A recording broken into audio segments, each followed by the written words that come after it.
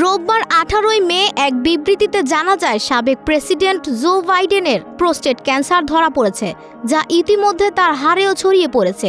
এ খবর প্রকাশ্যে আসার পর তাৎক্ষণিক প্রতিক্রিয়া জানিয়েছেন যুক্তরাষ্ট্রের বর্তমান প্রেসিডেন্ট ডোনাল্ড ট্রাম্প।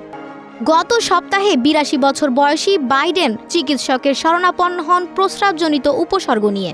এরপর শুক্রবার তার প্রোস্টেট ক্যান্সার শনাক্ত হয়। তার রোগ নির্ণয়ের খবর ছড়িয়ে পড়ার পর দলমত নির্বিশেষে অনেকেই বাইডেনের সুস্থতা কামনা করছেন এবং তার পাশে দাঁড়িয়েছেন। সোশ্যাল মিডিয়া প্ল্যাটফর্ম ট্রুথ সোশ্যালে ডোনাল্ড ট্রাম্প লিখেছেন, তিনি এবং first lady Melania Trump Joe বাইডেনের সাম্প্রতিক রোগ নির্ণয়ের খবর শুনে দুঃখিত। এছাড়া জোর দ্রুত আরোগ্য ও সুস্থতা কামনা করেন ট্রাম্প। বাইডেনের ব্যক্তিগত বিবৃতিতে বলা হয়, গত সপ্তাহে প্রস্রাবের লক্ষণজনিত কারণ নিয়ে বাইডেন চিকিৎসকের শরণাপন্ন হন। এরপর তার প্রোস্টেট ক্যান্সার ধরা পড়ে।